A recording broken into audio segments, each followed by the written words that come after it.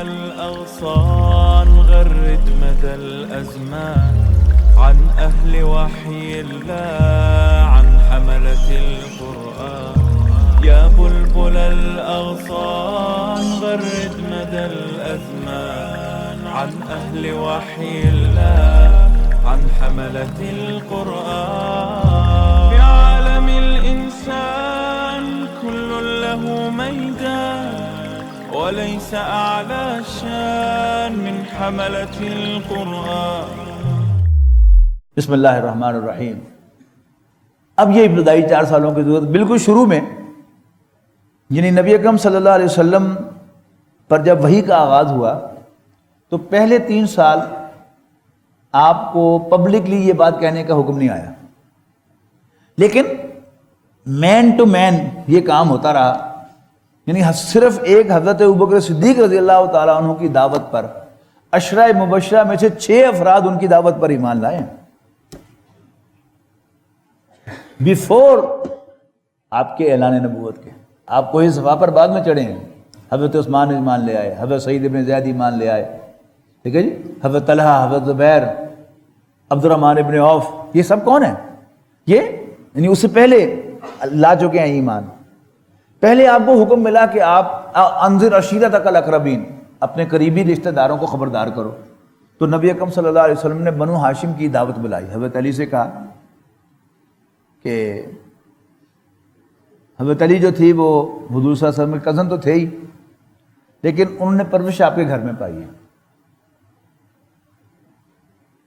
کہ جب حضور صلی اللہ علیہ وسلم اسٹیبلش ہو گئے حضرت خدیجہ کے نکاح کے بعد، تو پھر ابو طالب نے کہا کہ اب یہ تمہارے حوالے ہے علی، اس کی پرورش تم کرو. تو تھے وہ کزن، عمر کے اعتبار سے چھوٹے تھے، گھر میں پلے تھے، بیٹے کی حیثیت تھی. وہ بھی ایمان لا چکے تھے ڈائریکٹ، وہ تو پہلے ایمان لانے والوں میں سے 4 آدمیوں میں سے. اچھا، اب ان کو کہا حضور صلی اللہ علیہ وسلم نے کہ دعوت ارینج کرو. دعوت ارینج کی تو نبی اکرم صلی اللہ علیہ وسلم کھانا کھلا کر بات کہنے کے لیے کھڑے ہوئے تو ابو لہب نے اتنا شور مچایا کہ آپ بات نہیں کر سکے. 2 ہفتوں کے بعد پھر آپ نے دعوت ارینج کی. اس دفعہ لوگوں نے سن لیا اور اس کے آخر میں حضرت علی نے کھڑے ہو کر اپنے ایمان کا اعلان کیا کہ بھائی اگرچہ میری ٹانگیں پتلی ہیں، میری آنکھیں دکھتی ہیں، لیکن میں آپ کے ساتھ ہوں. تو سارا مجمع جو ہے وہ کہکا لگا کے ہنس پڑا، لو جی یہ ہیں اللہ کے رسول اور یہ ان کے ساتھی، ان کے معاون.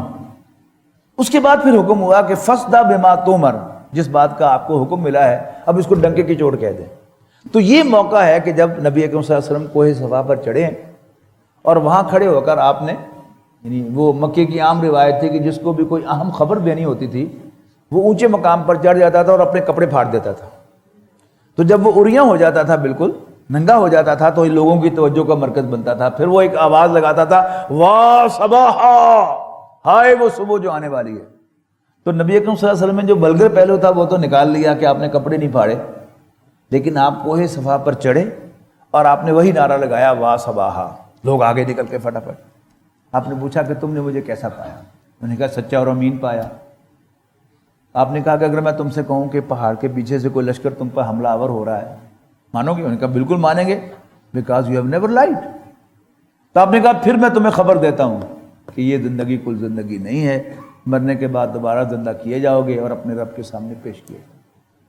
اس موقع پر ابو لہب نے حضور صلی اللہ علیہ وسلم کو گالی بکی ہے.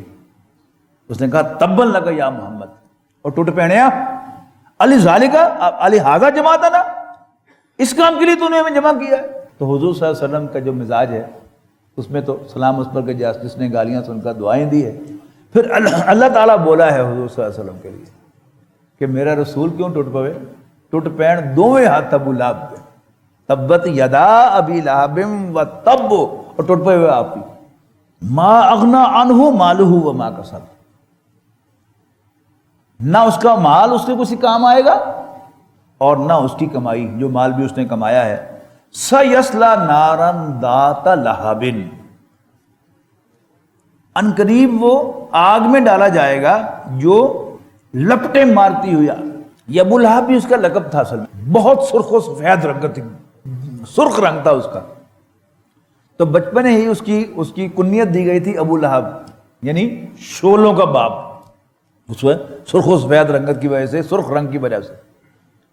تو اب یہ لہب جو ہے پہلے اس کے لیے آیا تھا، تبت یدا ابی لہب، ابھی وہی لہب جو ہے یہاں پر اب آگ کی صفت کے طور پہ آ رہا ہے.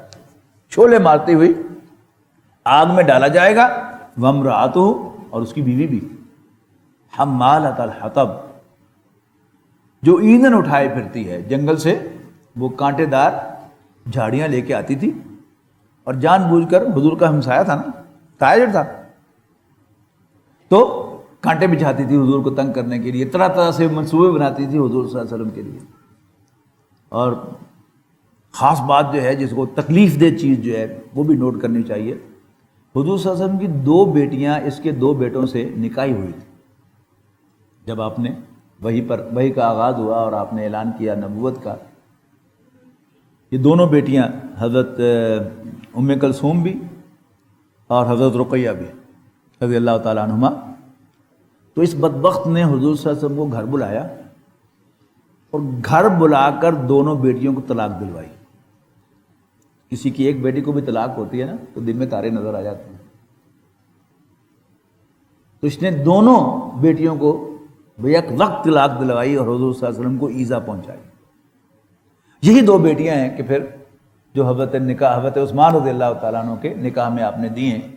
پہلے حضرت رقیہ کی شادی کی، وہ ان کا انتقال ہو گیا تو پھر ام کلثوم بھی دے دی. ان کا انتقال ہوا تو کہا کہ میری 100 بیٹیاں ہوتی اور یہ کے بعد دیگرے وہ فوت ہوتی تو میں ساری عثمان کے نکاح میں دے دیتا.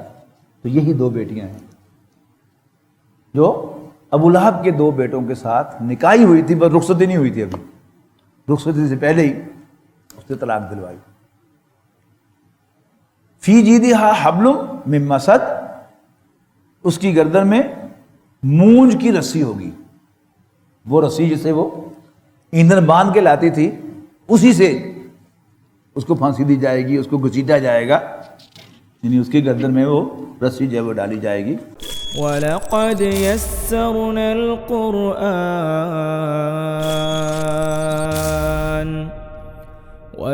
يَسَّرْنَا الْقُرْآنَ لِلذِّكْرِ فَهَلْ مِن مُّدَّكِرٍ